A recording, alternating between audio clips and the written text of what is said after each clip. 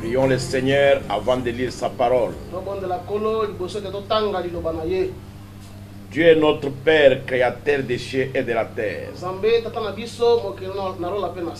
Nous te prions cet après-midi et demandons des bénédictions célestes pour rafraîchir nos âmes.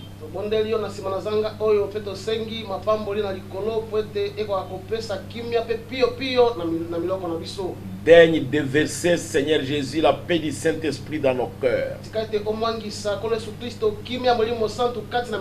et la joie du salut. Que la parole qui va s'entendre ce soir puisse semer la semence de la vie éternelle dans l'âme et dans l'esprit de chacun. Et puisse amener une régénération de vie pour ta gloire à toi. Te demandons, Seigneur Jésus, que ta parole puisse avoir un tel impact dans nos vies,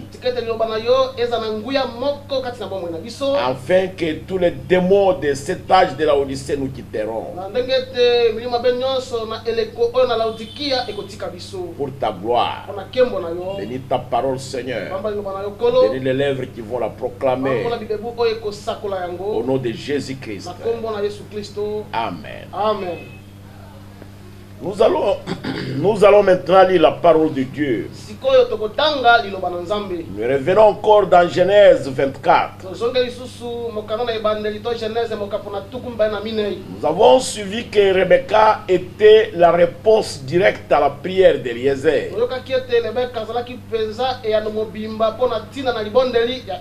C'était une réponse parfaite à la prière d'Eliezer. Après que Rebecca eut rencontré Eliezer à la source, après qu'elle ait entendu tous les messages d'Eliezer, écoutez Genèse 24, verset 28, je vais lire ça. Et je vais lire jusqu'au verset 31. La jeune fille courut à raconter ces choses à la maison de sa mère.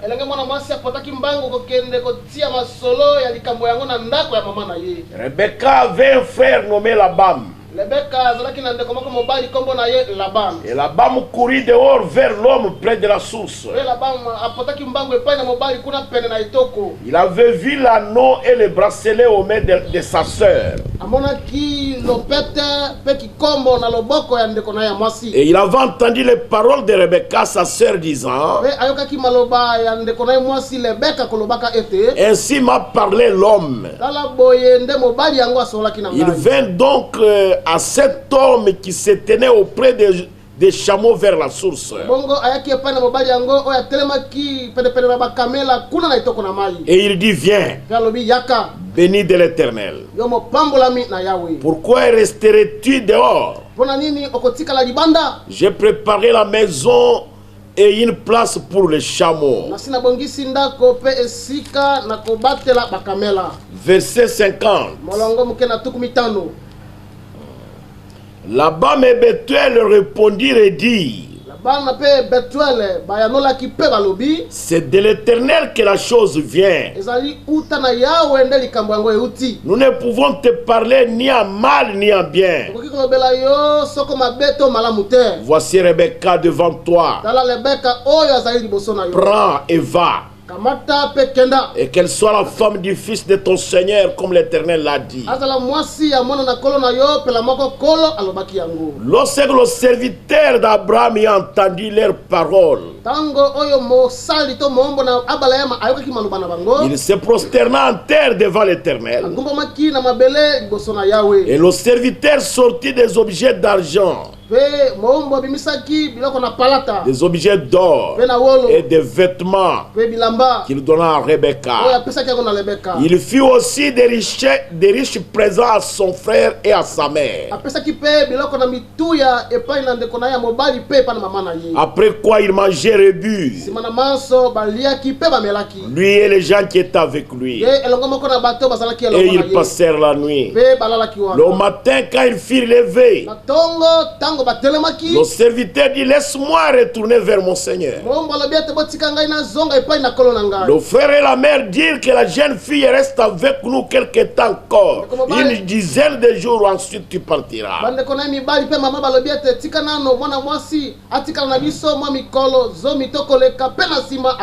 Il leur répondit: ne me retardez pas, puisque l'Éternel a fait réussir mon voyage. Oh, laissez-moi partir et que j'aille vers mon Seigneur. Alors il répondit: appelons la jeune fille et consultons-la. Ils appelèrent donc Rebecca et lui dirent: veux-tu aller avec cet homme? Elle leur répondit: j'irai. Que Dieu bénisse sa parole dans nos cœurs. Nous sommes en train de vous parler du temps de décision. Comme je le disais le mercredi, il arrive des fois que vous devez prendre des décisions difficiles. Et des fois à l'âge mûr, vous recevez votre dernier revenu. Et vous la placez ici et vous la placez là-bas. Mais il arriverait un moment où vous devez placer cet argent ou l'investir dans un endroit sûr.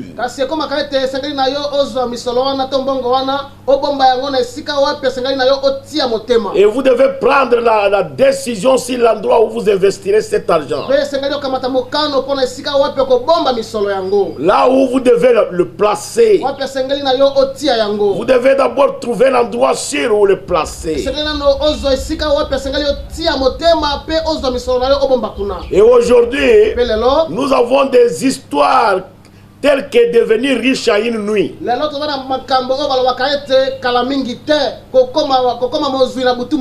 Investissez dans ceci, investissez dans cela, et vous deviendrez millionnaire.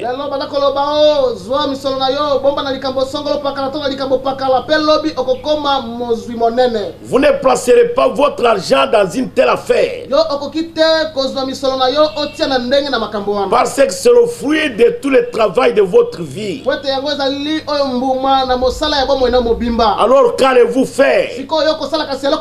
Vous allez sobrement et sincèrement chercher une vieille entreprise fiable.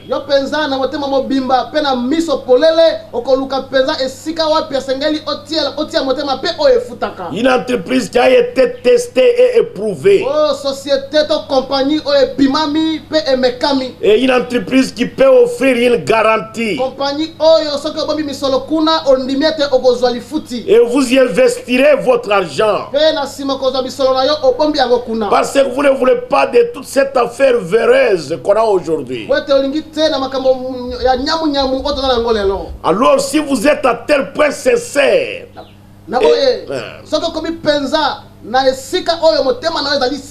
et préoccupé d'une telle manière pour votre argent, en ce qui concerne la décision à prendre, combien plus devriez-vous être sincère ça concernant votre âme, votre salut et votre religion.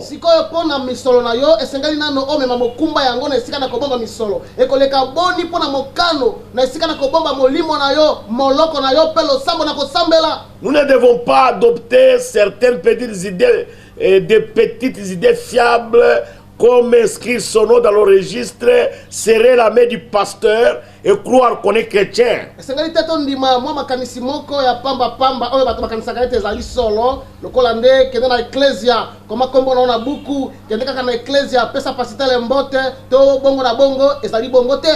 alors ça ne marchera pas. Même si le pasteur vous aime, même si vous mangez à la même table avec le pasteur, mais où est-ce que votre âme est-elle placée?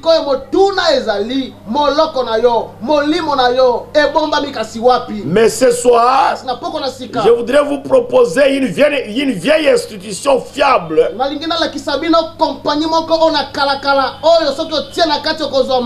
et qui a été fondée le jour de la Pentecôte, quand le Saint-Esprit descendit pour demeurer dans les hommes. Parmi les hommes, c'est l'entreprise la plus fiable que je connaisse, où vous devez investir votre âme et votre avenir pour l'éternité. Par une expérience de la Pentecôte, et elle a été confirmée et testée au fil du temps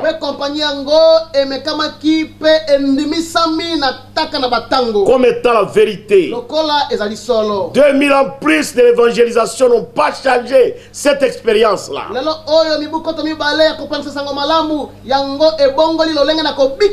Non, non, les mêmes dividendes, les mêmes intérêts sont toujours payés. Comme on avait payé à la Pentecôte, cette entreprise continue à payer jusqu'aujourd'hui. Les dons du Saint-Esprit, la puissance de la guérison divine, les visions et l'apparition des anges, et le ministère que les apôtres avaient, et celui qui les avait conduits en toute sécurité. Et cela va amener votre âme à la destination. Tout aussi sûrement qu'il avait fait arriver les autres. Je ne peux pas placer le fruit de tout mon travail si j'en avais dans une affaire douteuse. Non, non, non, non. Je ne veux pas de ces petites organisations qui ont surgi aujourd'hui. Avoir mon nom dans un journal ou une petite sorte de sensation. Non. J'ai besoin de la vieille expérience sûre de la Pentecôte. Oh, nous tous nous parlons en langue. Nous tous nous voyons des visions. Cela n'est pas sûr. Même les sorciers parlent en langue. Les marabouts parlent en langue. Les moufoumus parlent en langue. Les féticheurs parlent en langue. Cela n'est pas sûr, mon frère. Oh, nous tous nous dansons en esprit. Les sorciers guérisseurs dansent aussi en esprit. Et ils marchent même si les brèches de feu sans se brûler. Mais ils ne sont pas sauvés. Ils n'ont pas le Saint-Esprit. Prenez la décision de faire une confession ferme. Attendez jusqu'à ce que vous obteniez cette expérience de la Pentecôte qui vous amènera jusque dans l'éternité. Et cette expérience-là, elle était bonne pour Paul et Silas. Elle était bonne pour Pierre dans la prison cette nuit-là. Les jours suivants, il devait être décapité. L'ange du Seigneur est entré sous forme d'une colonne de feu. Et l'a touché. Et l'a délivré. Ce même ange-là continue à donner la solution ce soir. Il accompagne toujours l'entreprise du Saint-Esprit et l'église du Dieu vivant. Le même ange de Dieu qui est avec Paul dans le bateau. Cette nuit-là, quand les démons avaient juré de les noyer, et Paul est sorti en courant avec assurance et il a dit: l'ange du Seigneur dont je suis le serviteur met à Paris. Aucune âme ne va se perdre sur ce bateau. Je vous recommande cette entreprise-là ce soir. Elle est fiable. C'est la grâce. Le nom de l'Éternel est une tour forte. Le juste y court et se trouve en sécurité. Lisez ça avec moi dans Proverbe 18. Verset 10. Écoutez Salomon. Le nom de l'Éternel est une tour forte. Le juste s'y réfugie et se trouve en sûreté. La fortune est pour le riche une ville forte dans son imagination.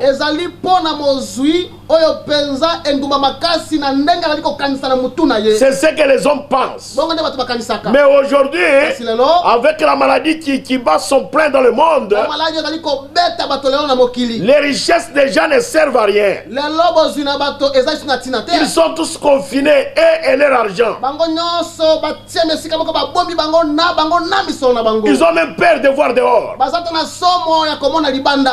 Mettez votre âme dans ces comptes-là de la Pentecôte.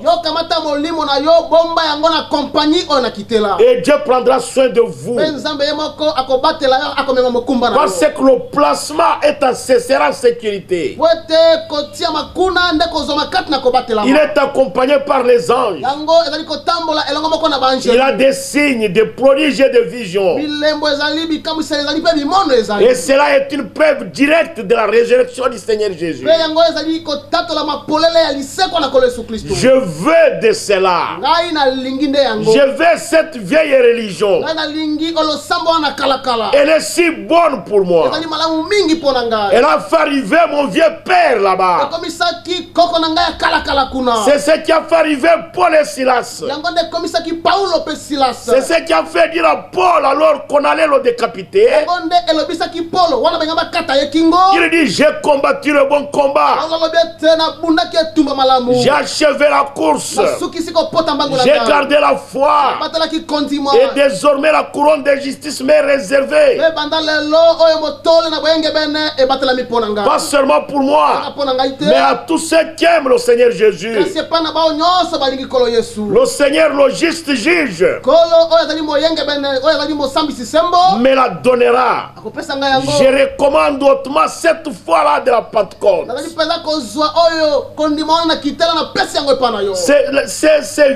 C'est vieil évangile. Il vous faudra décider ce soir. Et que si vous n'avez jamais décidé, si vous allez devenir méthodiste, baptiste ou pentecôtiste, ou presbytérien ou catholique, laissez-moi vous présenter le vieil évangile, la vieille religion. Car elle est bonne. Votre âme peut être certaine qu'il vous amènera jusqu'à l'éternité. L'ancien évangile. Je voudrais que nous puissions chanter un cantique là-dessus. Chantons. C'est toujours l'ancien Saint-Esprit, et Satan ne peut l'approcher.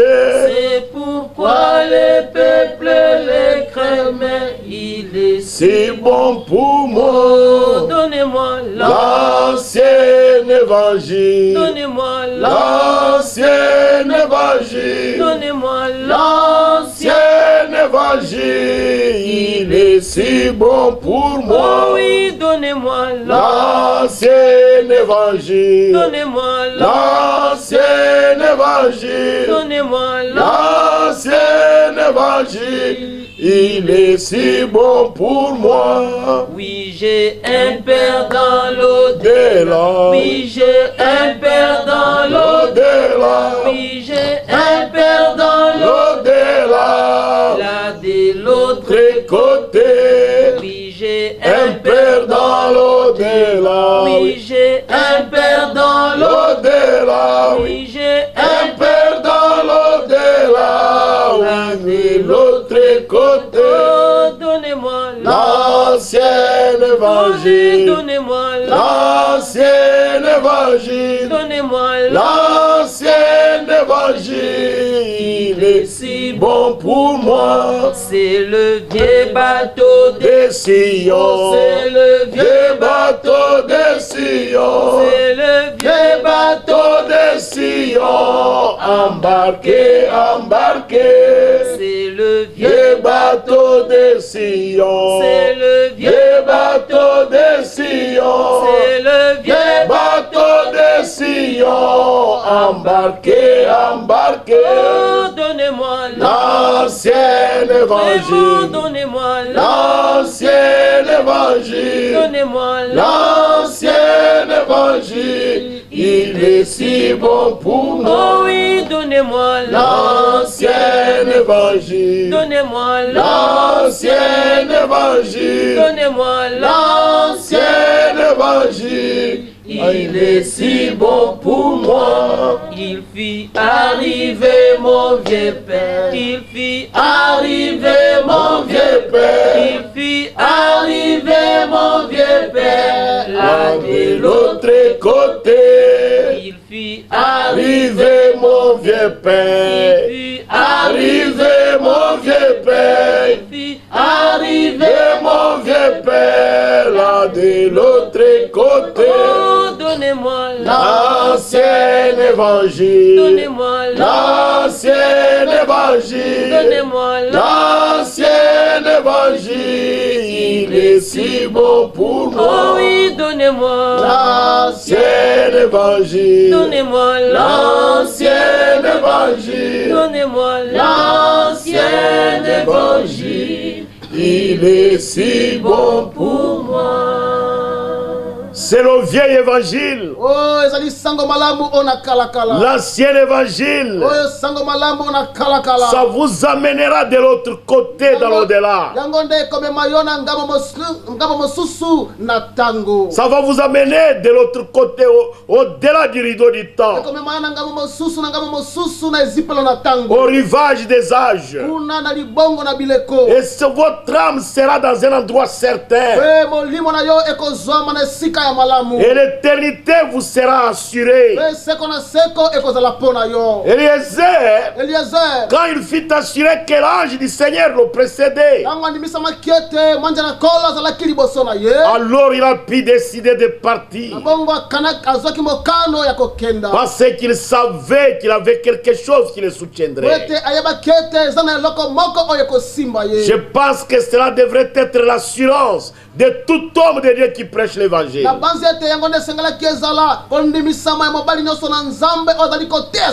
Savoir qu'il y a quelque chose de la part de Dieu qui soutiendra ce qu'il prêche.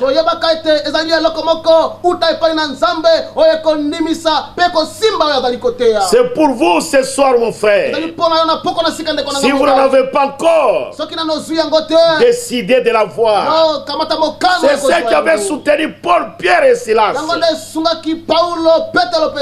Bien, on voit encore ces hommes aujourd'hui avec un ange.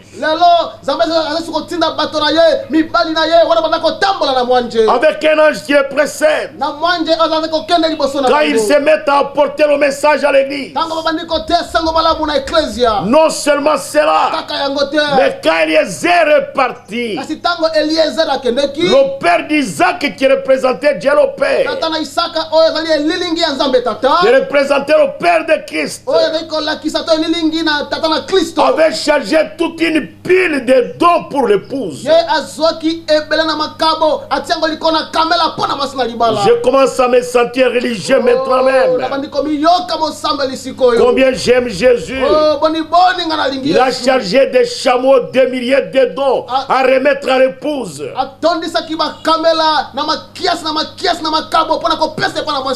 Pas pour une autre génération ou pour une autre époque. Mais ils étaient pour l'épouse de cet âge-là. Et tout véritable serviteur qui est envoyé de Dieu a tout un livre plein de promesses divines qu'il peut offrir à l'épouse. Et moi je suis très heureux.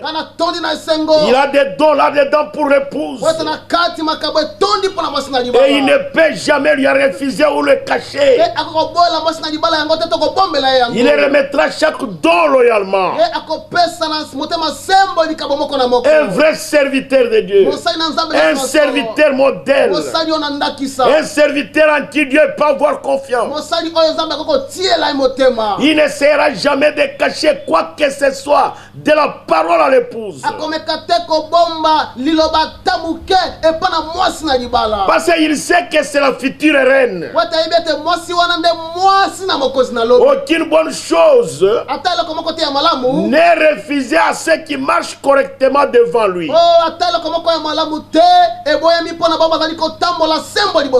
Marcher correctement devant Dieu.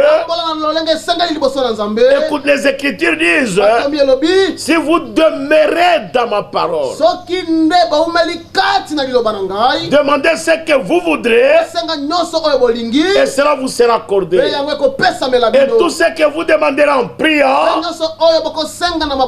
croyez que vous le recevrez et vous le recevrez. Ce sont les paroles propres sorties des lèvres de Jésus. Le livre est plein de promesses. Et chaque promesse dans le livre est vôtre. À vous l'épouse de Christ.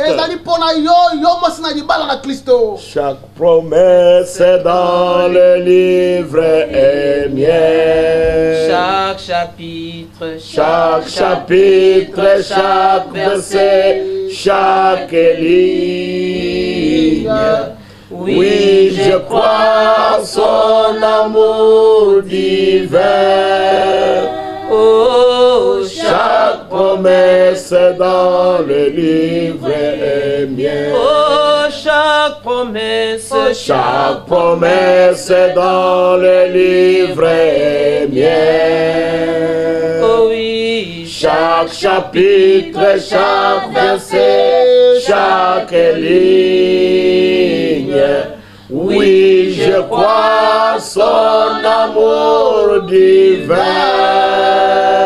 Oh, chaque promesse dans le livre est mienne. Eliezer arriva au plus haut temps du soir. Et c'était là un autre moment où Eliezer devrait prendre une autre décision. Il devrait décider s'il devrait se confier à sa propre conception de femme ou à la conception que Dieu avait de la femme.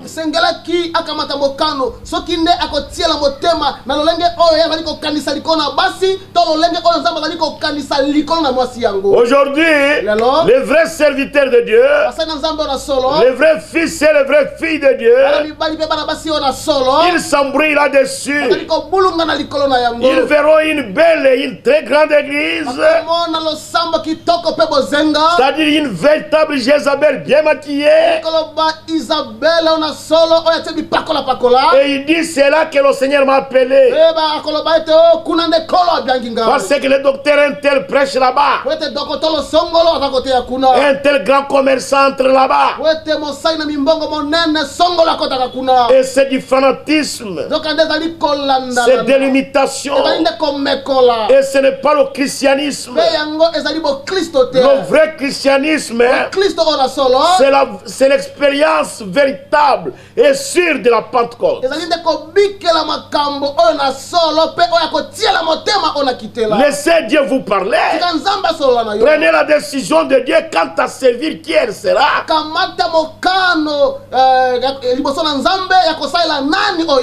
Et de savoir aussi qui cette femme-là sera. Vous devez prendre la décision de savoir avec qui vous communiez. Peu importe son niveau intellectuel. Non, laissez Dieu vous parler. Et c'était au temps du soir. Et qu'il est arrivé au puits près de la ville. Et c'était vers ce temps-là que Rebecca dut prendre une décision brusque. Je crois que l'ange du Seigneur l'avait précédé. Environ une demi-heure. Car la Bible dit, il enverra ses anges devant vous et ils dégageront le chemin. Ça devrait être l'ange du Seigneur qui avait fait la cour au cœur de Rebecca, lui disant va au puits puiser de l'eau. Et Rebecca est allée à l'eau de la vie au temps du soir. Je voudrais que ceux qui m'entendent ce soir saisissent l'image. C'est l'église dans les derniers jours. Au temps du soir, les lumières du soir sont ici. C'est le temps où l'ange de l'Éternel dans le surnaturel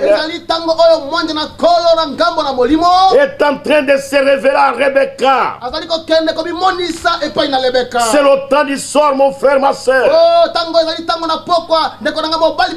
Rebecca était une image, l'épouse d'Isaac. Et Isaac représentait Jésus.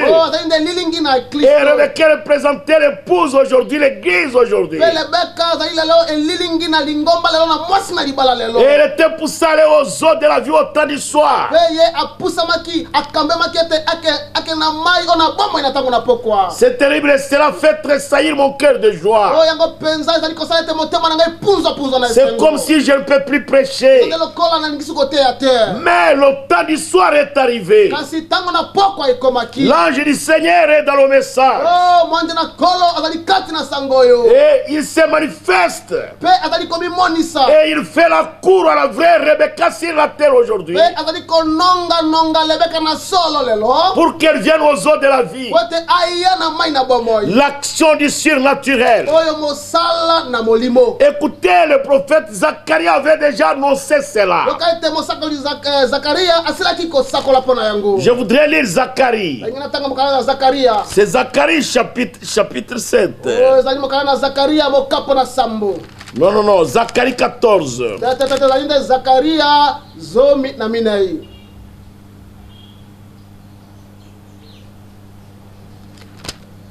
Je vais vous donner les versets tout de suite là.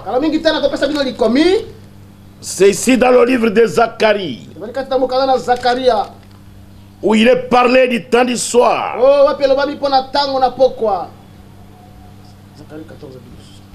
Nous voulons lire cela maintenant.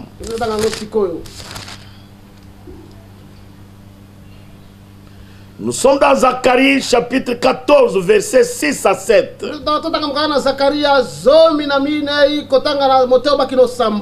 En ce jour-là, il n'y aura point de lumière. Il y aura du froid et de la glace. Ce sera un jour unique, connu de l'Éternel, et qu'il sera ni jour ni nuit. Mais vers le soir, la lumière paraîtra. Verset 8. En ce jour-là, des eaux vives sortiront de Jérusalem et couleront moitié vers la mer orientale, moitié vers la mer occidentale. Il en sera ainsi été hiver. Ok. L'Éternel sera roi de toute la terre. En ce jour-là, l'Éternel sera le seul éternel. Et son nom sera le seul nom. Un jour unique, qui ne sera ni jour ni nuit. Quel jour? Ça sera un jour brimé. Pas de ténèbres, mais pas de lumière. Mais ça sera un jour brimé, un jour de brouillard. Aujourd'hui, les gens qui ont la Bible à la main, vous ne savez pas s'ils sont chrétiens ou païens. Mais ils vont tous dans les églises. Ils parlent la langue. Ils prophétisent. Ils dansent en esprit. Ils chantent comme des anges. Mais c'est quel jour? C'est un jour de confusion. Et vous ne savez plus où vous pouvez trouver la vérité. Vous devez être conduit par le surnaturel. Vous devez être conduit par l'action de l'ange de l'Éternel. Afin d'aller aux eaux de la vie. Qui va vous conduire, mon frère? Si c'est une église, vous allez obéir au règlement de l'église. Mais si c'est un homme, vous allez obéir à cet homme-là. Mais si c'est le Saint-Esprit, si c'est la vieille religion, si c'est la vieille expérience de la Pentecôte, à ce moment-là, vous obéirez à Dieu. Eliezer devrait obéir. Il est arrivé là-bas au temps du soir. Aujourd'hui, c'est le temps du soir. La Bible aujourd'hui est le livre le plus acheté dans le monde. Et tout le monde a la Bible dans sa maison. Et même les magiciens, même les féticheurs ont leur Bible dans leur maison. Mais cela ne fait pas d'eux des chrétiens. Vous devez prendre une décision correcte. Et vous devez vous laisser conduire par l'ange de l'Éternel. Et qui vous conduira dans le message de l'heure. Parce qu'aujourd'hui, c'est le temps du soir. Vous devez aller aux eaux de la vie. Parce que, donc, en ce jour-là, des eaux vives sortiront de Jérusalem. De Jérusalem est sortie la parole de Dieu. Pas de l'Amérique, pas de l'Allemagne, pas de Rome, pas de Kamba. Esaïe dit de Jérusalem sort de la parole de Dieu. Et de Sion vient la loi. Que c'est là que Dieu avait promulgué la loi avec Moïse. C'est pourquoi nous vous invitons ce soir à prendre la décision d'investir votre âme et de l'investir dans le Seigneur Jésus. C'est là où il y a la sécurité. Et de venir aux eaux de la vie, au message de l'heure, apporté par l'ange. L'ange de l'âge de la Odyssée. Aujourd'hui, c'est le temps d'accomplissement des promesses. C'est le temps où les décisions doivent être prises. Et les décisions doivent être rapides. Remarquez qu'Eliezer s'est mis à prier. Il a commencé à implorer la grâce de Dieu. Mais il savait que l'ange de Dieu l'avait précédé. Parce que son maître, il le reconnaissait être un serviteur fidèle de Dieu, il lui avait dit que l'ange de l'Éternel qui m'a conduit jusqu'ici va te précéder. Alors Eliezer, quand il est arrivé au puits, au temps du soir, le soleil allait se coucher. Frères et sœurs, et ceux qui m'entendent ce soir, le soleil de l'humanité, le soleil de la civilisation est en train de se coucher. Aujourd'hui, nous avons la civilisation du coucher du soleil.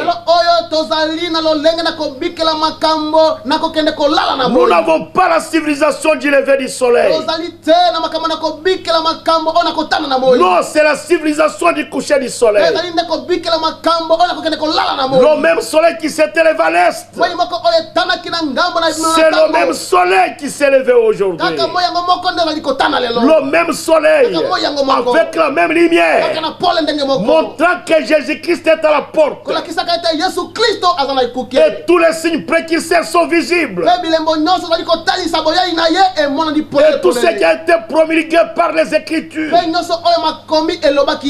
les anciens prophètes et les apôtres, nous sommes en train de les palper au bout du doigt. Nous sommes dans la civilisation du coucher du soleil. La civilisation de la lumière du soir.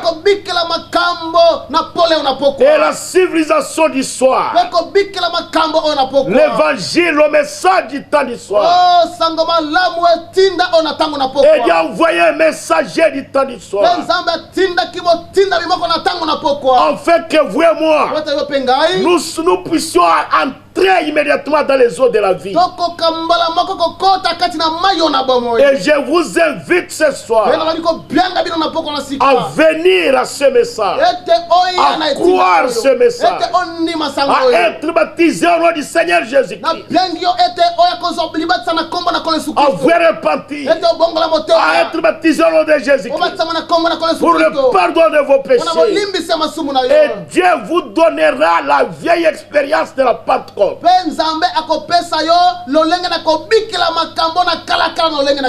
vous allez vivre la civilisation du temps du soir.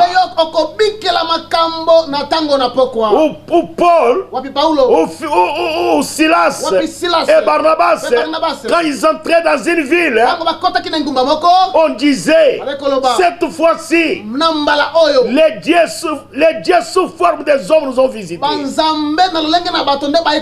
Pourquoi? Parce que Dieu confirmait leurs paroles par des prodiges, des signes et des miracles. Et Paul le prophète du Nouveau Testament, celui qui a posé les bases de l'Église du Nouveau Testament, il a dit ceci: l'évangile ne doit pas être prêché seulement en parole, ça doit être prêché avec la puissance de la démonstration du Saint-Esprit. Démontrant la puissance du Saint-Esprit. C'est cela l'évangile. L'évangile signifie démontrer que Dieu est vivant et qu'il n'est pas mort, qu'il était mort pour racheter l'humanité, qu'il est ressuscité et aujourd'hui il est vivant. Jésus-Christ est le même hier, aujourd'hui et éternellement. Et je vous invite à investir votre âme dans le message du temps de la fin. C'est là où il y a la vie éternelle.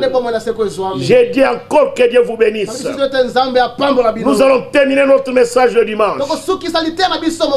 Maintenant, c'est la civilisation du coucher du soleil. Je demande à ce que Dieu, le créateur des cieux et de la terre, qu'il puisse vous apporter des bénédictions du temps du soir. Prions le Seigneur. Dieu notre Père céleste, C'est un message tranchant. Seigneur Jésus, que l'ange qui avait accompagné Eliezer et qui avait persuadé Rebecca, que cet ange-là, Seigneur, puisse prendre ce court message et le transmettre dans le très fond des cœurs des auditeurs, qu'ils viennent aux eaux de la vie, qu'ils sachent que l'humanité est au coucher du soleil. Nous te prions ce soir, Seigneur, de montrer ta miséricorde et ta grâce à tous les auditeurs. Merci Jésus. Je te prie, en tant que ton serviteur, confirme ta parole. Oh Dieu, au Père des signes, de prodiges et de miracles, guéris les malades, ressuscite les morts, sauve les perdus et délivre les captifs. Ôte toute malédiction de Satan sur le peuple. Que quiconque a écouté ce message et a une décision dans son cœur de te donner sa vie, de te consacrer sa vie, je te prie au nom de Jésus-Christ que l'ange du Seigneur le conduise et qu'il ôte toutes les malédictions, tous les esprits. Ce soir, j'ordonne à tous les démons de misère, les démons de pauvreté, les démons de blocage et de freinage, les démons de malédiction diabolique, au nom de Jésus-Christ, de quitter tous les auditeurs et d'aller dans les liaisons, que tous les démons héréditaires, au nom de Jésus-Christ, libère les auditeurs. Bénis les Seigneur. Après avoir écouté ta parole, c'est toi qui avais dit que le soleil de la guérison est sous les ailes du soleil de l'évangile. En ce message du temps de la fin, ce message du temps du soir, le message du soleil couchant, je te prie au nom de Jésus-Christ de guérir les malades là où ils m'écoutent maintenant, de les guérir dans les hôpitaux, dans leurs bureaux. Seigneur Jésus, donne des solutions à tous ceux qui m'entendent, à leurs problèmes insolvables. Nous sommes au temps du soir. Ce sont les temps difficiles. Les moments sont perplexes. Seigneur Jésus, bénis notre pays. Ôte la confusion dans le pays. Bénis les autorités. Bénis le président. Nous te prions de bénir notre province de la Tchopo. Et bénis notre gouverneur. Seigneur Jésus, dote-les d'une sagesse extraordinaire, comme tu avais doté Salomon, afin que cette province puisse progresser et prospérer. Bénis la ville de Kisangani, couvre-la de ton sang et protège-nous, Seigneur, contre les temps difficiles. Tu es notre Père. Bénis tous tes serviteurs dans la ville et bénis tous ceux qui t'aiment. Que la gloire de Dieu soit avec chacun d'eux. Au nom de Jésus-Christ, Seigneur est notre Sauveur. Amen. Amen. Amen. Amen.